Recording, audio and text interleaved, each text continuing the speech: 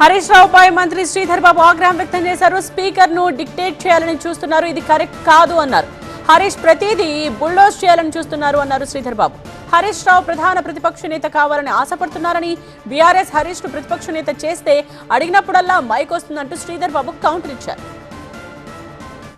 Farmer legislative affairs minister sir వారు confuse చేయాలనే ఉద్దేశంతో గౌరవ సభ్యులందరినీ కూడా కన్ఫ్యూజ్ చేసే ప్రయత్నం చేస్తూ ఉన్నారు అధ్యక్ష. వారికి కూడా తెలుసు అనేక సందర్భాల్లో 10 సంవత్సరాల పాటు అనేక బిల్లులు ఇంట్రడక్షన్ చేసిండ్రు అధ్యక్ష.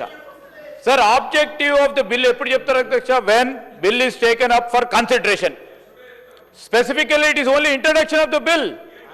Honourable speaker has mentioned to introduce the bill. Sir ఇప్పుడు ఎందుకు చెప్పాలా? స్పెసిఫిక్ ఆబ్జెక్టివ్ ఎందుకు చెప్తారు అధ్యక్ష? సార్ మీరు సీరియస్గా గౌరవ సభ్యులందరికీ తెలియజేయాలి అధ్యక్ష. Please keep house in order అధ్యక్ష.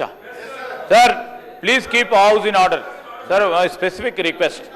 సార్ రెండవది స్పీకర్ గారి డిస్క్రిషన్. స్పీకర్ గారు హౌస్కు నడిపించే కార్యాచరణలో కూడా వారే డిక్టేట్ చేస్తూ ఉన్నారు అధ్యక్ష. ఇదేంది అధ్యక్ష? స్పీకర్ గారు ఈ విధంగా చేయాలి, స్పీకర్ గారు అదే విధంగా చేయాలి, స్పీకర్ గారు మేం చెప్పినట్టు వినాలి, స్పీకర్ గారు అక్కడ కూర్చున్నప్పుడు మేం చెప్పినట్టు వినాలి. ఇదేంది అధ్యక్ష? ఇదేంది సార్? బుల్డోజ్ చేసే కార్యక్రమం.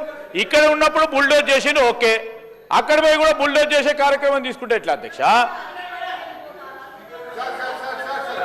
లేదండి ప్లీజ్ ప్లీజ్.